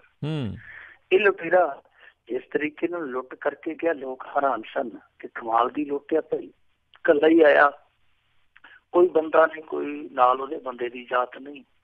ਆ ਕੇ ਪਿਸਤੌਲ ਲਹਿਰਾਉਂਦਾ, ਥੋੜੇ ਜਿਹੇ ਦਾਬੇ ਲਾਉਂਦਾ, ਨਾਲ ਦੀ ਨਾਲ ਹੀ ਉਹ ਪੈਸੇ ਕੱਢ ਕੇ ਦੇ ਦਿੰਦੇ ਆ। ਤੇ ਪੈਸੇ ਵੀ ਦੱਸਦੇ ਉਹਦੇ ਕੋਲ ਪਾਉਣ ਲਈ ਬੈਗ ਨਹੀਂ ਸੀ। ਏਡਾ ਗਰੀਬ ਚੋਰ ਸ਼ਾਇਦ ਹੀ ਦੁਨੀਆ ਦੇ ਵਿੱਚ ਕਿਤੇ ਵੇਖਿਆ ਜਾਊਗਾ ਕਿ ਉਹਦੇ ਕੋਲ ਬੈਗ ਵੀ ਹੈ ਨਹੀਂ ਸੀ। ਉਹਨੇ ਕੀ ਕੀਤਾ ਕਿ ਕਮੀਜ਼ ਦੀਆਂ ਬਾਹਾਂ ਇੱਧਰ ਤੁੰਨ, ਨੋਟਾਂ ਦੀ ਰੱਤੀ ਉੱਧਰ ਪਾ, ਐ ਕਾਹਲੀ 'ਚ ਗਿਆ ਤੇ ਨੋਟ ਸੜਕ ਤੇ ਵੀ ਖਿਲਰਦੇ ਗਏ। ਇੰਨੇ ਜ਼ਿਆਦਾ ਉਹਦੇ ਕੋਲ ਨੋਟ ਆ ਗਏ, 1.5 ਲੱਖ ਰੁਪਇਆ, ਤੇ ਉਹ ਨਿਕਲ ਲੱਗੇ ਸੁੱਟ ਗਿਆ ਸੀ। ਲੋਕ ਸੜਕਾਂ ਤੇ ਚੁਗਣ ਲੱਗ ਪਏ ਪੈਸੇ। ਪਰ ਜਦੋਂ ਉਹ ਭੱਜਿਆ, ਕਾਹਲੀ ਦੇ ਵਿੱਚ ਭੱਜਦਿਆਂ ਉਹਦੀ ਕਾਰ ਇੱਕ ਖੰਭੇ ਨਾਲ ਟਕਰਾ ਗਈ ਸੀ। ਖੰਭੇ ਨਾਲ ਜਦੋਂ ਕਾਰ ਟਕਰਾਈ ਤੇ ਉੱਥੇ ਉਹਦੀ ਨੰਬਰ ਪਲੇਟ ਤੇ ਇੱਕ ਬੰਪਰ ਡਿੱਗ ਪਿਆ। ਉਸਨੇ ਤਫਤੀਸ਼ ਸ਼ੁਰੂ ਕਰ ਦਿੱਤੀ। ਮੁੱਢਲੇ ਤੌਰ ਤੇ ਇਹ ਗੱਲ ਸਾਹਮਣੇ ਆਈ ਕਿ ਇਹ ਕਾਰ ਹੈ ਜਿਹੜੀ ਉਹ ਆਲਰੇਡੀ ਚੋਰੀ ਹੋਈ ਹੈ, ਪਹਿਲੇ ਚੋਰੀ ਹੋ ਚੁੱਕੀ ਹੈ। ਪੁਲਿਸ ਸਖਤੇ 'ਚ ਆ ਗਈ ਕਿ ਕਮਾਲ ਦੀ ਗੱਲ ਹੈ ਕਿ ਇਹ ਇੰਨਾ ਚਾਤਰ ਬੰਦਾ ਕਿ ਪਹਿਲਾਂ ਕਾਰ ਚੁੱਕੀ ਆ, ਚੋਰੀ ਕੀਤੀ ਕਾਰ ਤੇ ਇਹ ਫਿਰ ਦੂਸਰੀ ਚੋਰੀ ਕਰ ਗਿਆ। ਤੇ ਹੋ ਸਕਦਾ ਜਾਂਦਾ ਜਾਂਦਾ ਸਵੇਰ ਤੋਂ ਪਹਿਲਾਂ ਕਿਤੇ ਤੀਜੀ ਥਾਂ ਤੇ ਵੀ ਆਪਣੇ ਜ਼ੋਰ ਵਿਖਾ ਜਾਵੇ। ਫਿਰ ਪੁਲਿਸ ਨੇ ਕਾਫੀ ਬਰੀਕੀ ਦੇ ਨਾਲ ਕੰਮ ਕੀਤਾ ਤੇ ਕਰਦੇ ਕਰਦੇ ਇਹ ਦੇਰ ਰਾਤ ਤੱਕ ਇਸ ਪੁਆਇੰਟ ਤੇ ਪਹੁੰਚ ਗਏ ਕਿ ਇਹ ਜਿਹੜੀ ਕਾਰ ਚੋਰੀ ਹੋਈ ਹੈ ਜਿਹਦੀ ਕਿਤੇ ਨਾ ਕਿਤੇ ਇਸ ਬੰਦੇ 'ਚ ਕਾਣ ਆ। ਸੋ ਉਸੇ ਬੰਦੇ ਨੂੰ ਜਿਹਨੇ ਸ਼ਿਕਾਇਤ ਦਰਜ ਕਰਾਈ ਫਿਰ ਹਿਰਾਸਤ 'ਚ ਲਿਆ ਗਿਆ। ਜਦੋਂ ਪੁੱਛਿਆ ਗਿਆ ਤੇ ਫਿਰ ਸਾਰੀ ਕਹਾਣੀ ਸਾਹਮਣੇ ਆ ਗਈ। ਕਹਾਣੀ ਇਹ ਸੀਗੀ ਕਿ ਇਸ ਬੰਦੇ ਬਾਰੇ ਹਾਲਾਂਕਿ 2 ਐਡਰੈਸ ਸਾਹਮਣੇ ਆ ਰਹੇ ਆ, ਕੋਈ ਜੀਰੇ ਦਾ ਕਹਿੰਦਾ, ਕੋਈ ਬਠਿੰਡੇ ਦਾ ਕਹਿੰਦਾ। ਇਹਨਾਂ ਨਹੀਂ ਪਤਾ ਕਿ ਕਿੱਥੋਂ ਦਾ, ਪਰ ਦੱਸਦੇ ਇਹ ਕਿ ਇਹ ਨੌਜਵਾਨ ਹੈ ਜਿਹੜਾ ਉਹ LLB ਪਾਸ ਸੀਗਾ। ਜਿਵੇਂ ਮੁੰਨਾ ਭਾਈ MBBS ਪਾਸ, ਮੁੜ ਕੇ ਉਹ ਡਾਕਟਰ ਬਣਦਾ, ਕਿਸ ਤਰ੍ਹਾਂ ਡਾਕਟਰ ਬਣਦਾ, ਇਹ ਮੁੰਨਾ ਭਾਈ LLB ਸੀਗਾ ਜਿਹਨੇ ਇਸ ਤਰੀਕੇ ਦੀ ਲੁੱਟ ਕੀਤੀ, ਵਕਾਲਤ ਕੀਤੀ ਹੋਈ ਸੀਗੀ ਮੁੰਡੇ ਨੇ। ਦੱਸਦੇ ਇਹ ਕਿ ਇਹਨੇ ਆੜਤ ਦਾ ਜਿਹੜਾ ਸੀਗਾ ਉਹ ਕਾਫੀ ਪੈਸਾ ਧੇਲਾ ਦੇਣਾ ਸੀਗਾ, ਕਾਫੀ ਕਰਜ਼ੇ ਦੇ ਸਿਰ ਤੇ ਸੀ। ਇਹਨੇ ਇਹ ਕਦਮ ਹੈ ਜਿਹੜਾ ਉਹ ਆਪਣਾ ਕਰਜ਼ਾ ਉਤਾਰਨ ਵਿੱਚ ਚੁੱਕਿਆ। ਪਰ ਜਿਹੜਾ ਇਹ ਕਦਮ ਸੀ ਉਹ ਜਿਵੇਂ ਜੇਲ੍ਹ ਦੀ ਜਿਹੜੀ ਮੁੱਖ ਦੀਵਾਰ ਹੁੰਦੀ ਹੈ ਨਾ, ਐਂਟਰੀ ਗੇਟ ਜਿਹਨੂੰ ਕਹਿ ਦਿੰਦੇ ਆ, ਉਹਦੇ ਤੇ ਲਿਖਿਆ ਹੁੰਦਾ ਨਾ ਕਿ एक गलत कदम उठाता रहे शौक में तमाम उम्र मंजिल हमें ढूंढती रही। सो ये ਜਿਹੜਾ ਇਹਦਾ ਕਦਮ ਸੀ ਉਹ ਪੁੱਠਾ ਪੈ ਗਿਆ। ਹੁਣ ਇਹਨੂੰ ਹਿਰਾਸਤ 'ਚ ਲੈ ਲਿਆ। ਸਾਰੀ ਕਹਾਣੀ ਨੇ ਦੱਸ ਦਿੱਤੀ ਆ। ਪਰ ਜੋ ਲੁੱਟ ਇਹ ਹੋਈ ਆ ਮੋਹਾਲੀ ਦੇ ਇੰਡਸਟਰੀਅਲ ਏਰੀਆ ਦੇ ਵਿੱਚ, ਉਸ ਲੁੱਟ ਨੇ ਕਈ ਸਵਾਲ ਖੜੇ ਕਰ ਦਿੱਤੇ ਰਾਜਕਰਨਵੀਰ ਸਿੰਘ ਜੀ ਕਿ ਉੱਥੇ ਕੋਈ ਗਾਰਡ ਹੀ ਹੈ ਨਹੀਂ ਸੀ। ਹੁਣ ਮੋਹਾਲੀ ਵਰਗੇ ਸ਼ਹਿਰ ਦੇ ਵਿੱਚ ਬੈਂਕ ਦੇ ਬਾਹਰ ਕੋਈ ਗਾਰਡ ਨਹੀਂ ਹੈਗਾ ਤੇ ਫਿਰ ਜਿਹੜੇ ਦੂਰ ਦਰਾਜ ਦੇ ਵਿੱਚ ਪਿੰਡ ਆ ਉੱਥੇ ਕੀ ਹਾਲ ਹੋਊਗਾ ਬੈਂਕਾਂ ਦਾ। ਆ ਸਾਡੇ ਇੱਥੇ ਲੰਬੀ ਦੇ ਲਾਗੇ ਇੱਕ ਪਿੰਡ ਆ ਅਰਨੀ ਵਾਲਾ ਵਜ਼ੀਰਾ, ਉੱਥੇ ਬੈਂਕ ਦੇ ਵਿੱਚ ਸੰਨ ਲਾ ਕੇ ਬੈਂਕ ਲੁੱਟ ਲਿਆ ਗਿਆ। ਹਾਲਾਂਕਿ ਪੈਸੇ ਥੋੜੇ ਸਨ, 1.5-2 ਲੱਖ ਰੁਪਈਆ ਸੀ, ਉਹ ਲੈ ਕੇ ਗਏ। ਪਰ ਬੈਂਕ ਵਾਲਿਆਂ ਨੂੰ ਪਤਾ ਦੂਜੇ ਦਿਨ ਤੀਜੇ ਦਿਨ ਲੱਗਿਆ ਕਿਉਂਕਿ 2-3 ਛੁੱਟੀਆਂ ਸਨ। ਉਹਨਾਂ ਨੂੰ ਇਹ ਵੀ ਨਹੀਂ ਪਤਾ ਲੱਗਿਆ ਬੈਂਕ ਪਹਿਲੇ ਦਿਨ ਹੀ ਲੁੱਟਿਆ ਗਿਆ, ਦੂਜੇ ਦਿਨ ਲੁੱਟਿਆ ਗਿਆ ਜਾਂ ਤੀਜੇ ਦਿਨ ਲੁੱਟਿਆ ਗਿਆ। 3 ਛੁੱਟੀਆਂ ਤੋਂ ਬਾਅਦ ਜਦੋਂ ਬੈਂਕ ਖੁੱਲਿਆ ਤੇ ਬੈਂਕ ਨਾਲ ਖੁੱਲੇ ਦਾ ਖੁੱਲੇ ਹੀ ਰਹਿ ਗਿਆ ਕਿਉਂਕਿ ਸੰਨ ਮਾਰੀ ਹੋ ਚੁੱਕੀ ਸੀਗੀ। ਸੋ ਇਹਦਾ ਮਤਲਬ ਹੈ ਕਿ ਕੋਈ ਪ੍ਰਬੰਧ ਨਹੀਂ ਹੈਗਾ ਬੈਂਕਾਂ ਦਾ। ਹੁਣ ਇਹਨਾਂ ਨੂੰ ਸੋਚਣਾ ਪਵੇਗਾ। ਇੱਥੇ ਸਰਾਵਾਂ ਬੋਤਲਾਂ ਜਿਹੜਾ ਵਿੱਕੀ ਗਾਉਂਡਰ ਦਾ ਪਿੰਡ ਆ, ਇਸ ਪਿੰਡੋਂ ਵੀ ਲੁੱਟ ਹੋਈ ਬਹੁਤ ਤਕੜੀ ਬੈਂਕ ਦੇ ਵਿੱਚੋਂ। ਇਸੇ ਤਰ੍ਹਾਂ ਹੀ ਦੁਪਹਿਰੇ 3-4 ਮੁੰਡੇ ਆਏ ਔਰ ਉਸ ਟਾਈਮ ਆਏ ਜਦੋਂ ਰੋਟੀ ਖਾਣ ਡਏ ਸੀ 2-3 ਮੁਲਾਜ਼ਮ, ਉਹਨਾਂ ਨੇ ਮੁਸ਼ਕਾਂ ਬੰਨ ਕੇ ਫਿਰ ਨਾਲ ਦੀ ਨਾਲ ਹੀ 3-4 ਲੱਖ ਰੁਪਇਆ ਜਿਹੜਾ ਸੀਗਾ ਉਹ ਲੁੱਟ ਲਿਆ। ਸੋ ਇਸ ਤਰ੍ਹਾਂ ਦੀਆਂ ਜਿਹੜੀਆਂ ਘਟਨਾਵਾਂ ਵਾਪਰਦੀਆਂ ਪਈਆਂ, ਇਹਨਾਂ ਨੂੰ ਨੀਂਦ ਤੋਂ ਜਾਗ ਕੇ ਬੈਂਕਾਂ ਦਾ ਪ੍ਰਬੰਧ ਹੈ ਜਿਹੜਾ ਉਹ ਪੁਖਤਾ ਕਰਨਾ ਚਾਹੀਦਾ ਕਿ ਜੇ ਇਹੋ ਜਿਹੀਆਂ ਵਾਰਦਾਤਾਂ ਹੁਣ ਤੇ ਇਕੱਲੇ ਲੁਟੇਰੇ ਕਰਦੇ ਆ, ਆਉਣ ਵਾਲੇ ਦਿਨਾਂ 'ਚ ਹੋ ਸਕਦਾ ਕਿ ਲੁਟੇਰੇ ਟੈਲੀਫੋਨ ਤੇ ਲੁੱਟ ਕਰ ਲਿਆ ਕਰਨ ਕਿ ਅਸੀਂ ਆਉਣੇ ਪਏ ਹਾਂ ਤੇ ਆ ਕੇ ਤੇ ਐਵੇਂ ਤੁਹਾਡੀਆਂ ਮੁਸ਼ਕਲਾਂ ਬਣਾਂਗੇ, ਤੁਹਾਡੇ 4 ਗਿੱਚੀ 'ਚ ਰੱਖਾਂਗੇ, ਇਹਦੇ ਨਾਲ ਚੰਗਾ ਕਿ ਇੱਥੇ ਬੈਠੇ ਸਾਡੀ ਕੋਠੀ ਦੇ ਵਿੱਚ ਹੀ ਪਹੁੰਚਾ ਦੇ ਪੈਸੇ। ਸੋ ਹਾਲ ਇਹ ਨਾ ਬਣ ਜਾਵੇ ਕਿ ਲੁਟੇਰਿਆਂ ਲਈ ਵੱਖਰਾ ਬਜਟ ਰੱਖਣਾ ਪਵੇ ਕਿ ਦਸਵੰਧ ਉਹਨਾਂ ਦਾ ਪਹਿਲਾਂ ਹੀ ਕੱਢ ਕੇ ਰੱਖ ਦਿਓ। ਇਹ ਤੋਂ ਪਹਿਲਾਂ ਇਹ ਨੌਬਤ ਆਵੇ ਸਾਨੂੰ ਪ੍ਰਬੰਧ ਹੈ ਜਿਹੜੇ ਉਹ ਆਪਣੇ ਚੱਕਾ ਚੌਬੰਦ ਕਰ ਲੈਣੇ ਚਾਹੀਦੇ ਆ। ਜੀ ਜੀ, ਅਗਲੀ ਗੱਲ ਕਰੀਏ, ਬਾਦਲ ਸਰਕਾਰ ਵੱਲੋਂ ਸਰਹੱਦੀ ਕਿਸਾਨਾਂ ਨਾਲ ਕੀਤਾ ਮਜ਼ਾਕ ਬਣਿਆ ਘਿਰਣਾ ਦਾ ਪਾਤਰ।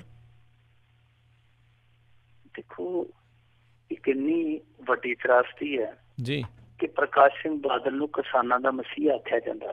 ਤੁਹਾਨੂੰ ਯਾਦ ਹੋਣਾ ਉਹ ਦ੍ਰਿਸ਼ ਜਦੋਂ ਇੱਕ ਹਲ ਦੇ ਕੇ ਤੇ ਸਨਮਾਨਿਤ ਕੀਤਾ ਗਿਆ ਸੀ ਪ੍ਰਕਾਸ਼ ਸਿੰਘ ਬਾਦਲ ਨੂੰ। ਉਹ ਮੇਰੇ ਖਿਆਲ ਦੇ ਨਾਲ ਹਲ ਇਸ ਗੱਲ ਦਾ ਪ੍ਰਤੀਕ ਸੀ ਕਿ ਜਿਹੜੇ ਕਿਸਾਨ ਆ ਉਹਨਾਂ ਦਾ ਹਲ ਖੋ ਕੇ ਆ ਤੁਹਾਨੂੰ ਦੇ ਦਿੱਤਾ, ਹੁਣ ਤੁਸੀਂ ਬਾਈ ਚੱਲੋ, ਤੁਸੀਂ ਚਲਾਈ ਚੱਲੋ, ਉਹਨਾਂ ਦਾ ਹਲ ਹੈ ਜਿਹੜਾ ਉਹ ਬੇਕਾਰ ਆ।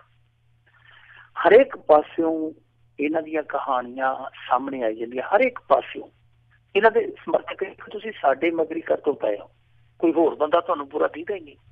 ਪਰ ਕਹਾਣੀਆਂ ਹੀ ਇੰਨੀਆਂ ਕਿ ਰਹਿ ਕੇ ਕੋਈ ਨਾ ਕੋਈ ਕਿਸੇ ਨਾ ਕਿਸੇ ਪੱਖ ਤੋਂ ਕਿੱਸਾ ਨਿਕਲ ਆਉਂਦਾ। ਹੁਣ ਦੇਖੋ, ਜਿਹੜੇ ਸਰਹੱਦੀ ਕਿਸਾਨ ਆ ਉਹਨਾਂ ਨੂੰ ਇਹਨਾਂ ਨੇ ਚੈੱਕ ਵੰਡੇ ਸੀਗੇ ਨਵੰਬਰ 2016 ਦੇ ਵਿੱਚ। ਉਹ ਕੀ ਸੀਗਾ ਕਿ ਉਸ ਤੋਂ ਪਹਿਲਾਂ ਹਾਈ ਕੋਰਟ ਨੇ ਹੁਕਮ ਪਾਸ ਕੀਤਾ ਸੀਗਾ ਕਿ ਇਹਨਾਂ ਸਰਹੱਦੀ ਕਿਸਾਨਾਂ ਦੀ ਤੁਸੀਂ ਬਾਂਹ ਫੜੋ, ਇਹਨਾਂ ਨੂੰ ਮੁਆਵਜ਼ਾ ਦਿਓ 10-10 ਹਜ਼ਾਰ ਰੁਪਇਆ ਕਿੱਲੇ ਦਾ।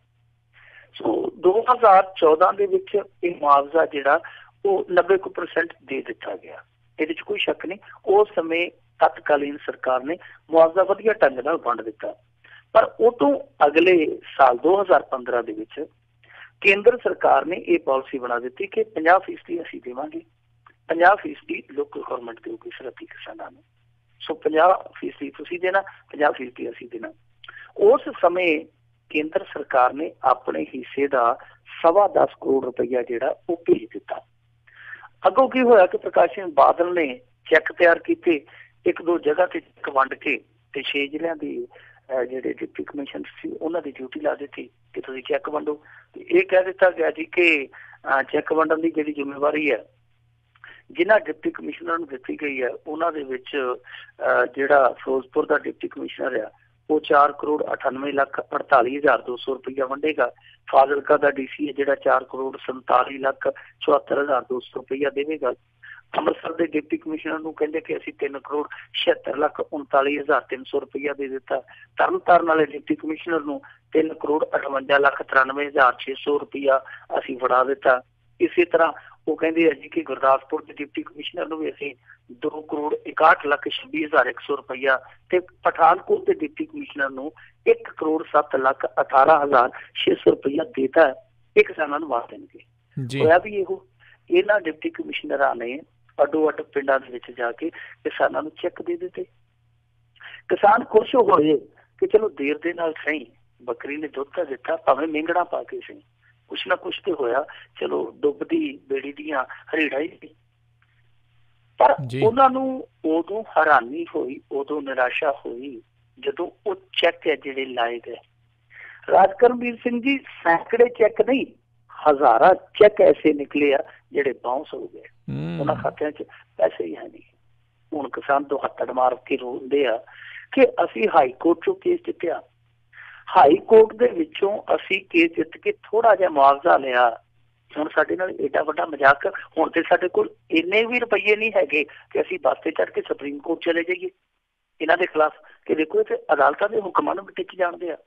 ਸੋ ਇਹ ਜਿਹੜੀ 420 ਕੀਤੀ ਆ, ਭਾਵੇਂ ਅਫਸਰ ਕਰ ਗਏ ਆ, ਉਹ ਸਮੇਂ ਦੀ ਸਰਕਾਰ ਕਰ ਗਈ ਹੈ ਜਾਂ ਆਹ ਸਰਕਾਰ ਕਰ ਗਈ, ਕਿਤੇ ਵੀ ਜੇ 420 ਹੋਈ ਆ ਉਹ ਕੰਮ ਦੇ ਨਾਲ ਬਹੁਤ ਪਤਾ ਮਜ਼ਾਕ ਆ। ਸਰਹੱਦੀ ਕਿਸਾਨ ਦੀ ਜੂਨ ਇਹੋ ਜਿਹੀ ਆ ਰਾਜ ਕਰਮਵੀਰ ਸਿੰਘ ਜੀ ਕਿ ਸਵੇਰੇ ਇੱਕ ਸਮਾਂ ਮਿੱਥਿਆ ਹੁੰਦਾ ਕਿ ਇਸ ਸਮੇਂ ਤੱਕ ਤੁਸੀਂ ਜਾ ਕੇ ਖੇਤਾਂ 'ਚ ਵੜਨਾ ਹੈ, ਸ਼ਾਮ ਨੂੰ ਇੱਕ ਸਮਾਂ ਮਿੱਥਿਆ ਹੁੰਦਾ ਕਿ ਇੰਨੇ ਸਮੇਂ ਦੌਰਾਨ ਤੁਸੀਂ ਉੱਥੋਂ ਨਿਕਲ ਕੇ ਗੇਟ ਤੇ ਐਂਟਰੀ ਕਰਾਉਣੀ ਹੈ ਕਿ ਹਾਂਜੀ ਅਸੀਂ ਵਾਪਸ ਆ ਗਏ ਜੀ।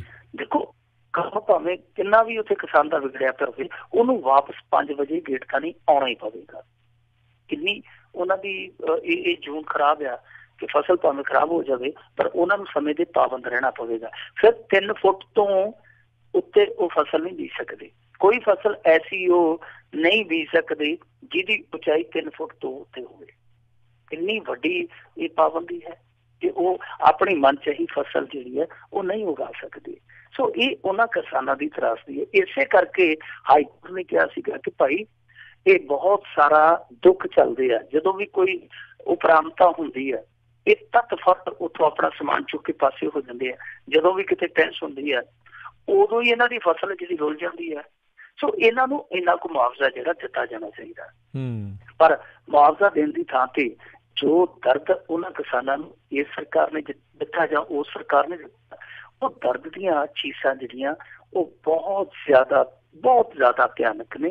ਹੁਣ ਉਹਨਾਂ ਚੀਸਾਂ ਨੂੰ ਕਿਵੇਂ ਆਰਾਮ ਦਿਵਾਉਣਾ ਹੈ, ਕਿਵੇਂ ਇਹਨਾਂ ਨੂੰ ਠੀਕ ਕਰਨਾ ਹੈ, ਕੈਪਟਨ ਅਮਰਿੰਦਰ ਸਿੰਘ ਨੂੰ ਸੋਚਣਾ ਚਾਹੀਦਾ। ਪਰ ਰਾਜ ਕਰਨਵੀਰ ਸਿੰਘ ਜੀ, ਜੇ ਇੱਕ ਬੰਦਾ ਕਿਸੇ ਆਮ ਬੰਦੇ ਨੂੰ ਚੈੱਕ ਦੇਵੇ, ਉਹ ਚੈੱਕ ਬਾਉਂਸ ਹੋ ਜਾਵੇ ਤੇ ਲੋਕ ਅਦਾਲਤ ਚ ਧੋ ਲੈਂਦੇ ਆ ਦੂਸਰੇ ਬੰਦੇ ਨੂੰ ਕਿ ਹਾਂ ਭਾਈ ਤੂੰ ਚੈੱਕ ਦਿੱਤਾ ਤੇ ਚੈੱਕ ਬਾਉਂਸ ਹੋ ਗਿਆ।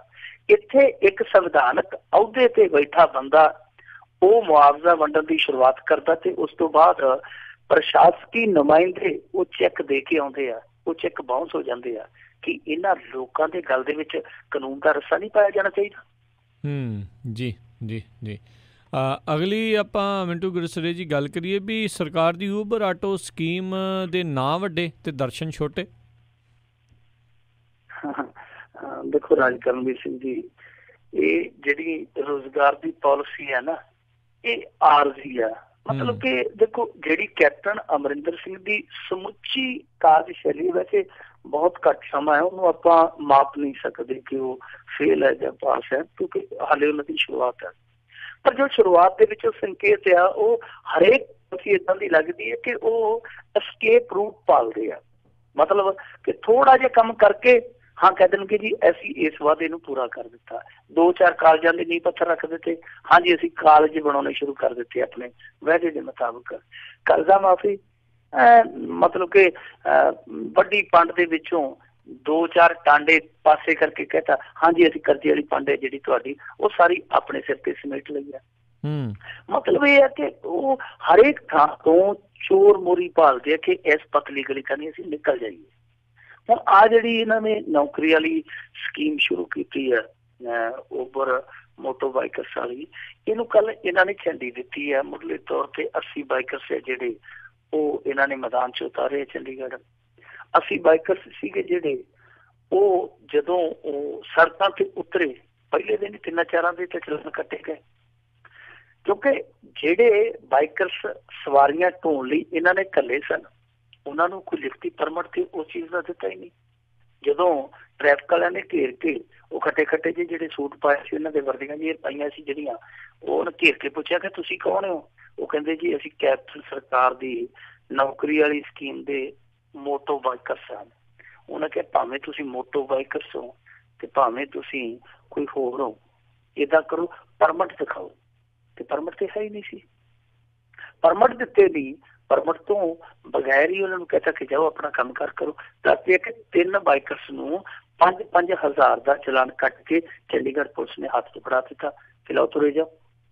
ਹੁਣ ਇਸ ਤਰ੍ਹਾਂ ਦੀ ਜਿਹੜੀ ਸਕੀਮ ਹੈ ਉਹ ਪਹਿਲੇ ਦਿਨ ਹੀ ਇਹੋ ਜਿਹੇ ਸਵਾਲਾਂ 'ਚ ਘਿਰ ਜਾਵੇ, ਬੜੀ ਮੈਂ ਕਹਾਂਗਾ ਕਿ ਹੈਰਾਨਗੀ ਵਾਲੀ ਗੱਲ ਆ ਕਿ ਤੁਸੀਂ ਪਰਮਿਟ ਤੋਂ ਬਿਨਾਂ ਹੀ ਉਹਨਾਂ ਨੂੰ ਮੈਦਾਨ 'ਚ ਉਤਾਰੀ ਜਾਂਦੇ। ਤੇ ਉਹ ਗੱਲ ਹੈ ਨਾ ਕਿ ਜਿੱਦਾਂ ਕਿਸੇ ਫੌਜੀ ਨੂੰ ਅਸੀਂ ਮੈਦਾਨੇ ਜੰਗ ਦੇ ਵਿੱਚ ਉਤਾਰ ਘਤੀਏ ਤੇ ਉਹਦੀ ਬੰਦੂਕ ਆਪਦੇ ਕੋਲ ਰੱਖ ਲਈ ਕਿ ਜਾ ਫਿਰ ਮਰਵਾਉਣਾ ਹੀ ਆ ਉਹਨੂੰ। ਹੋਰ ਉਹਦੇ ਕੋਲ ਕੋਈ ਅਸਲਾ ਬਰੂਦ ਹੈ ਨਹੀਂ, ਉਹਦੇ ਕੋਲ ਹੋਰ ਕੋਈ ਚਾਰਾ ਨਹੀਂ ਨਿਤੀਸ਼ ਕੁਮਾਰ ਨੂੰ।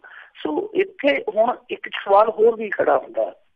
ਦੇਖੋ ਇਹ ਜਿਹੜੇ ਬਾਈਕਰਸ ਆ ਇਹਨਾਂ ਬਾਰੇ ਮੈਂ ਥੋੜਾ ਜਿਹਾ ਜਾਣਨ ਦੀ ਕੋਸ਼ਿਸ਼ ਕੀਤੀ ਰਾਜ ਕਰਨਵੀਰ ਸਿੰਘ ਜੀ। ਇਹ ਬਾਈਕਰਸ ਜਿਹੜੇ ਆ ਉਹ ਉਹਨਾਂ ਦੇ ਕੋਲ ਵਹੀਕਲ ਵੀ ਆਪਦੇ ਆ। ਕਿਸੇ ਕੋਲ ਸਕੂਟੀ ਆ, ਕਿਸੇ ਕੋਲ ਮੋਟਰਸਾਈਕਲ ਆ, ਕਿਸੇ ਕੋਲ ਸਕੂਟਰ ਆ। ਉਹ ਲੂਣਾ ਜੀ ਬੰਦ ਹੋ ਗਈ ਤਾਂ ਹੋ ਸਕਦਾ ਸੀ ਉਹ ਲੂਣਾ ਵੀ ਚੱਲ ਮੇਰੀ ਲੂਣਾ ਵੀ ਇਸ ਸਕੀਮ 'ਚ ਆ ਜਾਂਦੀ। ਪਰ ਇਹ ਜਿਹੜੇ ਬਾਈਕਰਸ ਆ ਉਹਨਾਂ ਦੇ ਵਹੀਕਲ ਆਪਦੇ ਆ। ਦੂਜੀ ਗੱਲ ਆ ਉਬਰ ਦਾ ਨਾਮ ਲਾਇਆ ਜਾ ਰਿਹਾ। ਹੁਣ ਉਬਰ ਦਾ ਵਿੱਚ ਕੀ ਰੋਲ ਆ? ਸਰਕਾਰ ਸਕੀਮ ਲੈ ਕੇ ਆਈ ਹੈ, ਉਹਨਾਂ ਦੀਆਂ ਸਕੂਟਰੀਆਂ, ਉਹਨਾਂ ਦੇ ਸਕੂਟਰ ਆ, ਸਰੀਰ ਉਹਨਾਂ ਦੇ ਸਵਾਰੀਆਂ ਜਿਹੜੀਆਂ ਉਹਨਾਂ ਦੀ ਕਿਸਮਾਂ ਦੀਆਂ। ਉਬਰ ਦਾ ਵਿੱਚ ਕੀ ਰੋਲ ਆ? ਉਬਰ ਦੀ ਬਸ ਇੱਕ ਐਪ ਹੈ ਜਿਹੜੇ ਉਹਨਾਂ ਦੇ ਮੋਬਾਇਲ 'ਚ ਉਹਨਾਂ ਨੇ ਉੱਥੇ ਇੰਸਟਾਲ ਕਰ ਦੇਣੀ ਹੈ। ਸਿਰਫ ਤੇ ਸਿਰਫ ਐਪ ਆ, ਮਾਲਕਾਂ ਨਾਲ ਮਸ਼ਹੂਰੀ ਕੰਪਨੀ ਦੀ ਮਸ਼ਹੂਰੀ ਹੋ ਰਹੀ ਹੈ। ਹੁਣ ਇਹਦੇ ਵਿੱਚ ਦੇਖੀਏ ਤੇ ਸਰਕਾਰ ਦਾ ਕੀ ਆ? ਸਰਕਾਰ ਦਾ ਕੱਖ ਵੀ ਨਹੀਂ। ਉਬਰ ਦੀ ਤਾਂ ਫਿਰ ਵੀ ਐਪਲੀਕੇਸ਼ਨ ਆ, ਸਰਕਾਰ ਦਾ ਇਹਦੇ 'ਚ ਕੀ ਆ? ਸਰਕਾਰ ਦਾ ਕੱਖ ਨਹੀਂ। ਸਰਕਾਰ ਸਿਰਫ ਤੇ ਸਿਰਫ ਇਹ ਕਹਿੰਦੀ ਹੈ ਜੀ ਕਿ ਇਹ ਸਾਡੀ ਸਕੀਮ ਹੈ। ਹੁਣ ਇਸ ਸਕੀਮ ਨੂੰ ਆਪਾਂ ਤੱਤ ਫੱਟ ਤੇ ਕਹਿ ਨਹੀਂ ਸਕਦੇ, ਨਕਾਰ ਨਹੀਂ ਸਕਦੇ ਕਿ ਇੱਦਾਂ ਹੋ ਜਾਊ, ਉੱਦਾਂ ਹੋ ਜਾਊ। ਪਰ ਜਿਸ ਤਰੀਕੇ ਦੇ ਨਾਲ ਇਹਨਾਂ ਨੇ ਲਾਂਚ ਕੀਤੀ ਹੈ, ਜਿਸ ਤਰੀਕੇ ਦੇ ਪਹਿਲੇ ਦਿਨ ਦੇ ਸਿੱਟੇ ਆਏ ਆ, ਰਾਜ ਕਰਨਵੀਰ ਸਿੰਘ ਜੀ ਜਿੱਦਾਂ ਕਹਿੰਦੇ ਆ ਕਿ ਅਸੀਂ ਇਹ ਜਿਹੜੇ ਬਾਈਕਰ ਸੇ ਘੱਟੋ ਘੱਟ 25-30 ਹਜ਼ਾਰ ਜਾਂ 50,000 ਅਸੀਂ ਇਸ ਤਰ੍ਹਾਂ ਪੂਰੇ ਪੰਜਾਬ 'ਚ ਉਤਾਰਾਂਗੇ। ਚੰਡੀਗੜ੍ਹ ਮੋਹਾਲੀ ਸ਼ਹਿਰ ਦੇ ਵਿੱਚ ਪਹਿਲੇ ਦਿਨ ਇਹ ਹਾਲ ਹੋਇਆ ਕਿ ਉਹਨਾਂ ਦਾ ਜਲੂਸ ਨਿਕਲਿਆ ਪਿਆ, ਜਿੰਨੇ ਬਾਈਕਰ ਸੀਗੇ ਅੱਧਿਆਂ ਪਛੱਧਿਆਂ ਦਾ। ਤੇ ਜੇ ਛੋਟੇ ਸ਼ਹਿਰਾਂ 'ਚ ਇਹ ਬਾਈਕਰ ਇਸ ਤਰ੍ਹਾਂ ਦਾ ਰੁਜ਼ਗਾਰ ਸ਼ੁਰੂ ਕਰਨਗੇ ਤੇ ਉਹ ਕਿੰਨਾ ਕੁ ਵਧੀਆ ਰਿਸਪੌਂਸ ਹਾਸਿਲ ਕਰ ਪਾਉਣਗੇ, ਉਹਦੇ ਤੇ ਸਵਾਲੀਆ ਨਿਸ਼ਾਨ ਆ। ਪਰ ਸਭ ਤੋਂ ਵੱਡਾ ਸਵਾਲੀਆ ਨਿਸ਼ਾਨ ਇਹੀ ਹੈ ਕਿ ਤੁਸੀਂ ਇਹ ਸਾਰਾ ਕੁਛ ਕਰ ਦਿੱਤਾ, ਪਰ ਜਿਹੜੇ ਬੰਦਿਆਂ ਨੂੰ ਤੁਸੀਂ ਮੈਦਾਨ 'ਚ ਉਤਾਰਿਆ ਉਹਨਾਂ ਨੂੰ ਪਰਮਿਟ ਕਿਉਂ ਨਹੀਂ ਦਿੱਤੇ? ਸਭ ਤੋਂ ਵੱਡਾ ਸਵਾਲ ਇਹੀ ਖੜਾ ਹੁੰਦਾ। ਦੂਜੀ ਗੱਲ ਇਹ ਹੈ ਕਿ ਜਿਸ ਸਮੇਂ ਤੁਸੀਂ ਵਾਅਦਾ ਕੀਤਾ ਸੀਗਾ ਕਿ ਹਰ ਘਰ 'ਚ ਨੌਕਰੀ, ਤੁਸੀਂ ਜਿਸ ਸਮੇਂ ਇਹ ਗੱਲ ਕਹੀ ਸੀ ਕਿ ਅਸੀਂ 50 ਲੱਖ ਨੌਕਰੀ ਹੈ ਜਿਹੜੀ ਕ੍ਰੀਏਟ ਕਰਾਂਗੇ, ਤੁਸੀਂ ਇਹ ਨਹੀਂ ਸੀ ਦੱਸਿਆ ਕਿ ਇਸ ਤਰ੍ਹਾਂ ਦੀ ਨੌਕਰੀ ਕ੍ਰੀਏਟ ਕਰਾਂਗੇ ਕਿ ਅਸੀਂ ਸਿਰਫ ਇੱਕ ਉੱਥੇ ਖੜੇ ਜਿਵੇਂ ਹੁੰਦੇ ਆ ਨਾ ਕਿ ਉਹ ਸਟੇਸ਼ਨਾਂ ਤੇ ਖੜੇ ਝੰਡੀ ਲਹਿਰਾਉਂਦੇ ਆ ਕਿ ਅਸੀਂ ਸਿਰਫ ਝੰਡੀ ਦੇ ਕੇ ਰਵਾਨਾ ਕਰਨ ਵਾਲੇ ਆ, ਅਸੀਂ ਕੁਛ ਵੀ ਨਹੀਂ ਕਰਨਾ, ਨਾ ਸਾਡਾ ਝੰਡਾ ਨਾ ਸਾਡਾ ਡੰਡਾ। ਸਵਾਰੀ ਵੀ ਉਹਨਾਂ ਦੀ, ਸਮਾਨ ਵੀ ਉਹਨਾਂ ਦਾ। ਸੋ ਤੁਸੀਂ ਉਦੋਂ ਕਹਿਣਾ ਸੀਗਾ ਕਿ ਨੌਕਰੀਆਂ ਜਿਹੜੀਆਂ ਅਸੀਂ ਦੇਵਾਂਗੇ ਉਹ ਇਹੋ ਜਿਹੀਆਂ ਨੌਕਰੀਆਂ ਹੋਣਗੀਆਂ। ਲਿਹਾਜ਼ਾ ਅਸੀਂ ਗੁੱਡ ਲੱਕ ਕਹਿ ਸਕਦੇ ਨਾ ਬਾਈਕਰਸ ਨੂੰ, ਪਰ ਜੋ ਸਰਕਾਰ ਨੇ ਇਹ ਯੋਜਨਾ ਸ਼ੁਰੂ ਕੀਤੀ ਹੈ ਉਹਦੇ ਤੋਂ ਕੋਈ ਬਹੁਤੀ ਉਮੀਦ ਮੇਰੇ ਖਿਆਲ ਦੇ ਨਾਲ ਨਹੀਂ ਕਰਨੀ ਚਾਹੀਦੀ। ਹਾਂ, ਕੋਈ ਚਮਤਕਾਰੀ ਨਤੀਜਾ ਆ ਜਾਵੇ ਤਾਂ ਉਹਦੇ ਕਹਿਣੇ ਕੀ ਹੈ, ਪਰ ਹਾਲ ਦੀ ਘੜੀ ਜਿੰਨਾ ਕੁ ਇਸ ਸਕੀਮ ਬਾਰੇ ਪੜ੍ਹਨ ਸੁਣਨ ਨੂੰ ਮਿਲਿਆ, ਉਹ ਸਕੀਮ ਤੋਂ ਥੋੜ੍ਹੀ ਜਿਹੀ ਨਿਰਾਸ਼ਾ ਹੀ ਹੋਈ ਆ। ਲੋਕੀ ਕਹਿੰਦੇ ਆ ਕਿ ਪੁੱਟਿਆ ਪਹਾੜ ਨਿਕਲਿਆ ਚੂਹਾ, ਉਹ ਵੀ 2 ਲੱਤਾਂ ਤੋਂ ਲੰਗੜਾ। ਜੀ ਤੇ ਮਿੰਟੂ ਗੁਰਸਰੇ ਜੀ, ਬਹੁਤ ਬਹੁਤ ਤੁਹਾਡਾ ਧੰਨਵਾਦ ਕਰਦੇ ਹਾਂ। ਤੁਸੀਂ ਸਾਡੇ ਨਾਲ ਜੁੜੇ, ਇਹਨਾਂ ਖਬਰਾਂ ਬਾਰੇ ਸਾਨੂੰ ਵਿਸਥਾਰ ਦੇ ਵਿੱਚ ਜਾਣਕਾਰੀਆਂ ਦਿੱਤੀਆਂ। ਅਗਲੀ ਵਾਰ ਤੱਕ ਲਈ ਤੁਹਾਡਾ ਬਹੁਤ ਬਹੁਤ ਧੰਨਵਾਦ, ਬਹੁਤ ਮਿਹਰਬਾਨੀ। ਸਤਿ ਸ਼੍ਰੀ ਅਕਾਲ। ਸ਼ੁਕਰੀਆ ਜੀ, ਸਤਿ ਸ਼੍ਰੀ ਅਕਾਲ। ਤੇ ਸਰੋਤਿਓ, ਇੱਥੇ ਹੀ ਸਾਡਾ ਅੱਜ ਦਾ ਇਹ ਪ੍ਰੋਗਰਾਮ ਸਮਾਪਤ ਹੈ ਤੇ ਮਿਲਾਂਗੇ ਅਗਲੇ ਬੁਲਟਨ 'ਚ। ਉਦੋਂ ਤੱਕ ਲਈ ਤੁਹਾਨੂੰ ਸਾਰਿਆਂ ਨੂੰ ਬਹੁਤ ਪਿਆਰ, ਸਤਿਕਾਰ ਸਹਿਤ ਦੋਨੋਂ ਹੱਥ ਜੋੜ ਕੇ ਨਿੱਘੀ ਜਿਹੀ ਸਤਿ ਸ਼੍ਰੀ ਅਕਾਲ। ਜਿਉਂਦੇ ਵਾਸਤੇ ਰਹੋ, ਹੱਸਦੇ ਖੇਲਦੇ ਰਹੋ, ਸੁਣਦੇ ਰਹੋ ਜੀ ਪੰਜਾਬੀ ਰੇਡੀਓ USA।